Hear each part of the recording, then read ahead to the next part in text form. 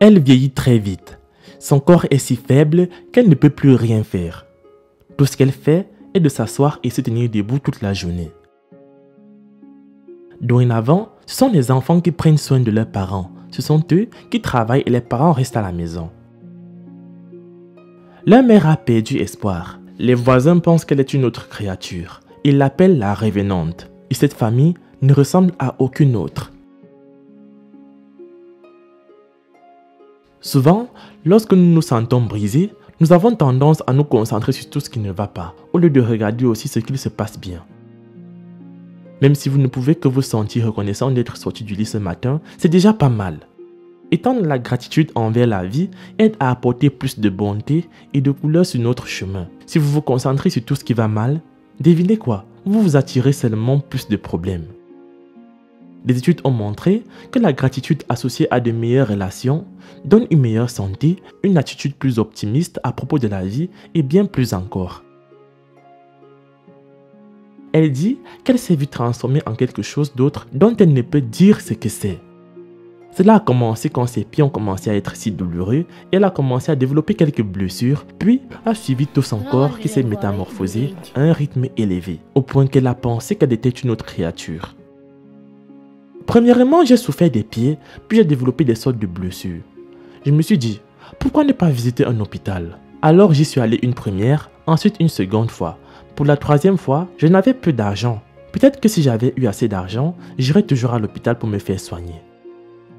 L'état de mes pieds était devenu si grave que je ne pouvais plus faire un seul mouvement. Je n'ai reçu que des analgésiques de l'hôpital. Cela réduisait certaines douleurs, mais le manque d'argent était un obstacle à mon traitement. Quand je suis rentré chez moi, l'état de mon corps s'est encore aggravé. J'ai commencé à me sentir si faible dans tout le corps.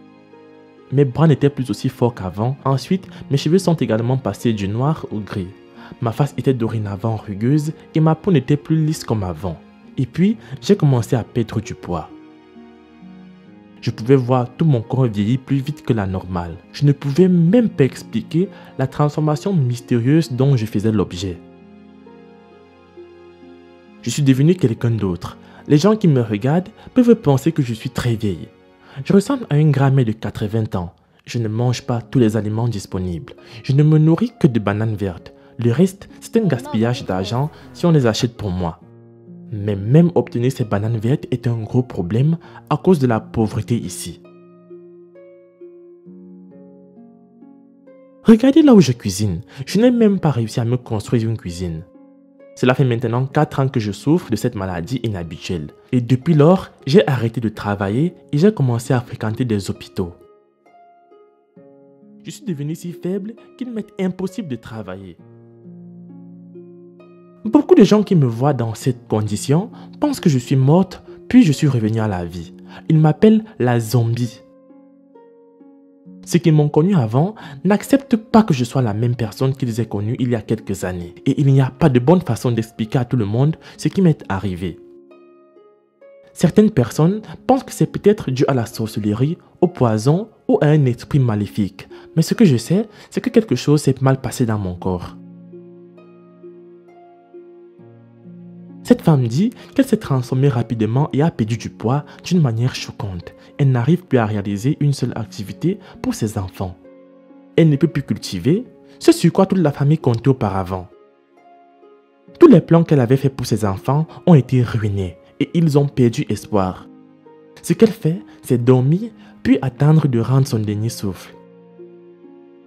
Mon corps rétrécit de plus en plus. Les gens perdent progressivement du poids entre 50 et 70 ans. Pourtant, je ne suis même pas proche de cet âge. Cela n'est possible que lorsque l'on souffre d'une maladie rare. Puis, les disques de la colonne vertébrale sont de plus en plus compressés. Il y a 4 ans, je pesais 74 kg. Mais maintenant, je ne pense même pas peser plus de 20 kg. Même marcher d'ici à la maison est une tâche difficile. J'avais l'habitude d'aller dans les champs et cultiver pour mes enfants. Mais c'est une vieille histoire. Tout a empiré et je dois attendre qu'ils fassent tout pour moi et m'apporter de la nourriture. La maladie a ruiné les projets que j'avais pour mes enfants. J'avais la responsabilité de subvenir à leurs besoins, de bien les traiter et de préparer leur avenir. Mais vous voyez bien à quel point c'est impossible dorénavant. Je dois passer toute la journée assise. Quand je suis fatigué, je me couche. C'est ainsi que je passe mes journées à attendre que la mort frappe à ma porte. Le problème est que je continue d'être malade et la pauvreté en est la cause. La disponibilité de l'argent m'aiderait à accéder à une santé, à une aide médicale. Même mon mari est si malade qu'il ne peut même pas travailler. Nos enfants sont ceux qui vont gagner leur vie pour nous. Sinon, nous mourrions et péririons tous. Dieu merci, il nous a donné des enfants gentils et travailleurs, bien qu'ils n'aient qu'un certificat d'école primaire. J'ai terminé mes études primaires. Les problèmes sont arrivés et il n'y a plus eu de frais de scolarité pour que je poursuive mes études. Je suis la première-née et ces jours-ci, je vais cultiver pour pouvoir à la famille, parce que les parents ne travaillent plus à cause de leur maladie.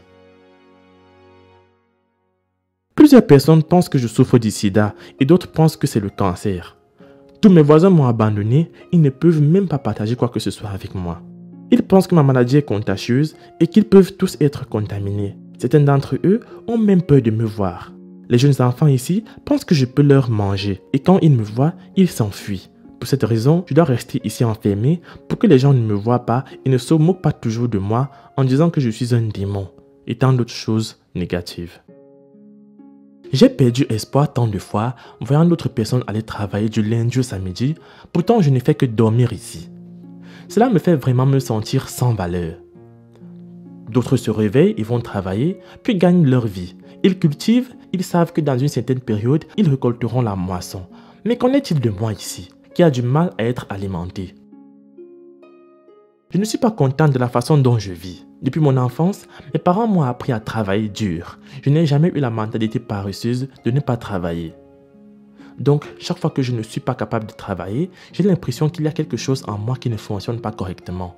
Une vie bouleversante, stressante, la pauvreté, la maladie, l'analphabétisme, pas de travail, pas d'argent, juste des soucis qui se combinent souvent pour déclencher la dépression. Et un jour, j'ai atteint un point où je ne pouvais plus comprendre le sens de cette vie. J'ai failli me suicider. Mais Dieu n'a pas accepté que cela se produise. Je me demande juste si je vais continuer à dépendre de mes enfants. Pourtant, j'avais l'habitude de fournir et de couvrir tous leurs besoins. À ceux qui regardent, nous avons besoin d'un traitement médical pour nous deux. Mais surtout pour ma belle épouse qui est lentement en train de mourir. Elle a besoin d'un traitement immédiat afin de sauver sa vie. Laisse un like si tu as aimé. Moi, je vous aime et on se retrouve pour la prochaine vidéo.